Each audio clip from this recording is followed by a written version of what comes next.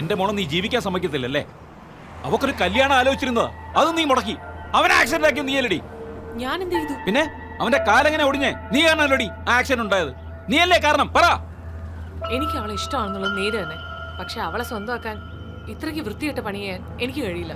വെറുതെ എന്നോട് ചൂടാവണ്ട. നീ എന്റെ മകളുടെ ഭാവി വെച്ചാ കളിക്കുന്നത്. ഉള്ള കാര്യം ഞാൻ പറഞ്ഞേക്കാം. നിങ്ങളുടെ മകളുടെ ഭാവി നശിപ്പിച്ചത് ഞാനല്ല. മോളുടെ ഭാവി നശിപ്പിച്ച ആളെ എനിക്കറിയാം. നിങ്ങളെ കേസിൽ കുടുക്കിയ വില്യംസ് ആണ്. അവനാണ് അത് ചെയ്തത്. ധൈര്യം ഉണ്ടെങ്കിൽ അവനോട് പോയി ചോദിക്കേ.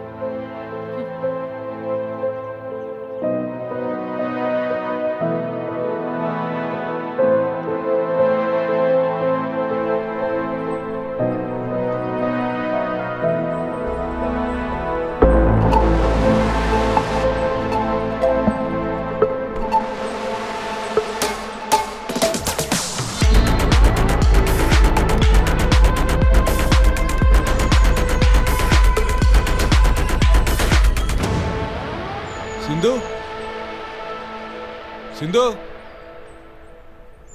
സിന്ധു, എവിടെ നീ? സിന്ധു,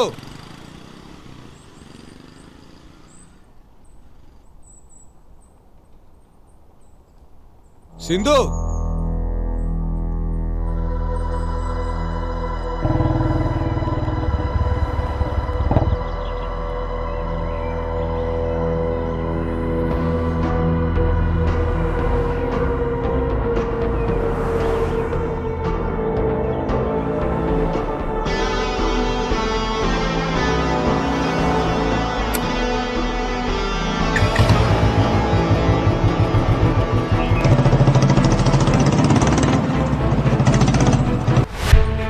ജൂലി,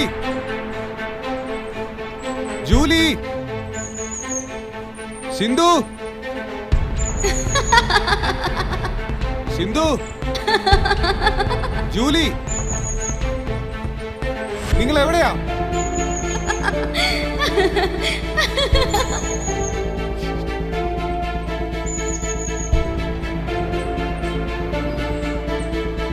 ജൂലി, എവിടെയാടി? ഇറങ്ങി വാടി.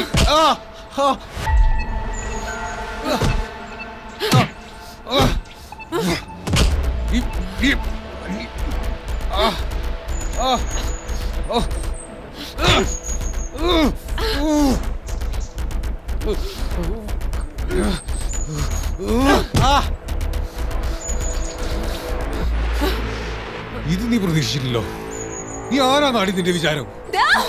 Julie,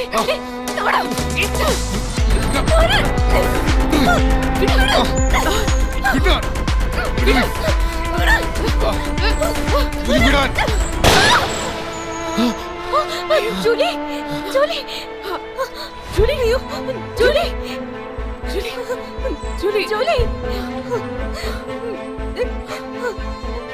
Julie, Julie, Julie, Julie, അവനെവിടെ ഇരുന്നു? വാ, വന്നേ. ദാ.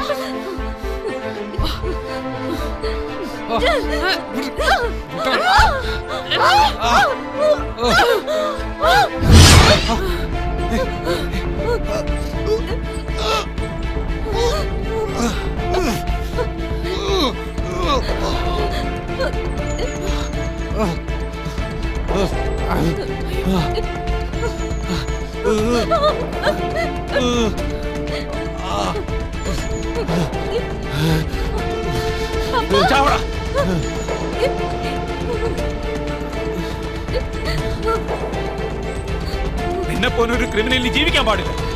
എന്റെ മോളുടെ ജീവിതം മാത്രമല്ല, നിന്നെ വിശ്വസിച്ചിറങ്ങിയ ഒരു പെണ്ണിനെയും കള്ളം കഞ്ചാവും കൊടുത്ത് നശിപ്പിച്ചു. നീ ജീവിക്കാണ്ടാ. നീയൊക്കെ മരിക്കുന്നതാണോ നല്ലത്? മരിക്കുന്നത്.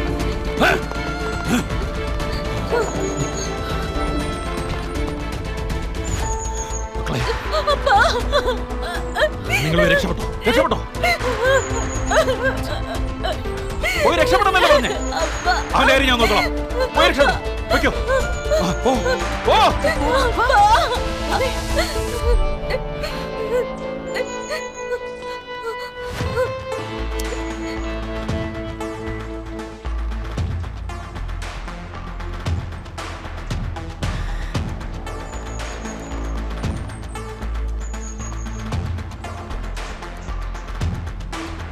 തോക്കിന്റെ ഉടമയായ സുഹാനന്ദ സ്വാമികളെ പോലീസ് ആശുപത്രിയിൽ ചോദ്യം ചെയ്തു വരുന്നു.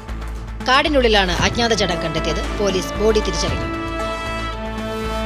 മയക്കുമരുന്നിന്റെയും പെൺവാണിഭത്തിന്റെയും മുഖ്യകണ്ണിയായ വില്യംസ് കാവുങ്കൽ സ്വന്തം ഭാര്യയെ വെടിവെച്ച് കൊന്ന ശേഷം അതേ കാടിനുള്ളിൽ തൂങ്ങി മരിക്കുകയായിരുന്നു. ഭാര്യയുടെ മൃതദേഹത്തിനടുത്തുള്ള മരത്തിലാണ് വില്യംസിന്റെ ബോഡി തൂങ്ങിയ നിലയിൽ കണ്ടെത്തിയത്. ഈ കേസിന് പിന്നിൽ പല വമ്പൻ സ്രാവുകളുമുണ്ടെന്നാണ് പോലീസിന്റെ ആദ്യ കണ്ടെത്തൽ. തോക്കിന്റെ ഉടമയായ സുഹാനന്ദ സ്വാമികളെ പോലീസ് ആശുപത്രിയിൽ ചോദ്യം ചെയ്തു. കൊലപാതകത്തിന് ശേഷമുള്ള ആത്മഹത്യയാണെന്നാണ് പോലീസ് നിഗമനം. ഈ കേസിന് പിന്നിൽ പല വമ്പൻ സ്രാവുകളുമുണ്ടെന്നാണ് പോലീസിന്റെ ആദ്യ കണ്ടെത്തൽ.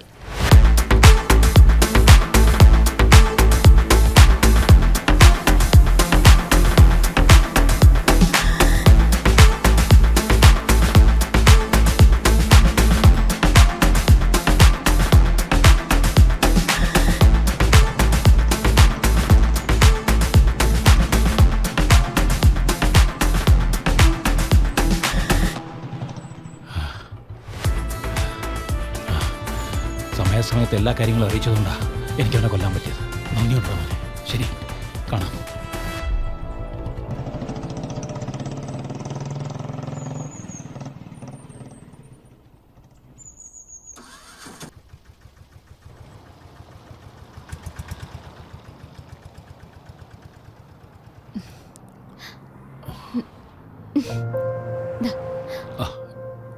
ഞാൻ വിളിക്കാം. അടിക്കും തുറക്ക്.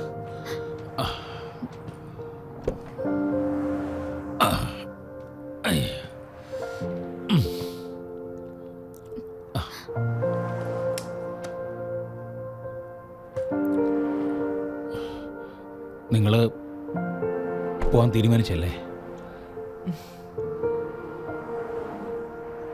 ഞങ്ങൾ പോവുകയാണ്. ഈ നാട് ശരിയല്ല. എവിടെയെങ്കിലും പോയി സന്തോഷമായിട്ട് ഞങ്ങൾ ജീവിച്ചോളാം. ഇവിടെ ഞാൻ പൊന്നുപോലെ നോക്കിക്കോളാം.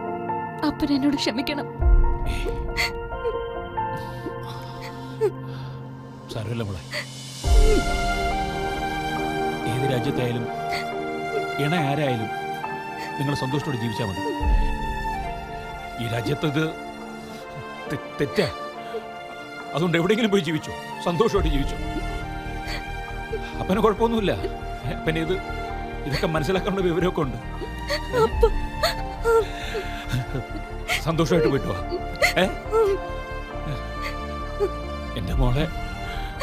എന്റെ മോളെ കരയിക്കരുത്. ശരി. വാ.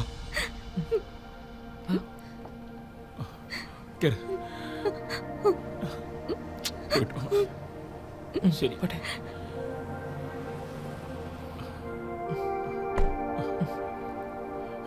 മോനെ സൂക്ഷിച്ച സമയത്ത് എത്തിക്കണേ. ബൈ അപ്പ.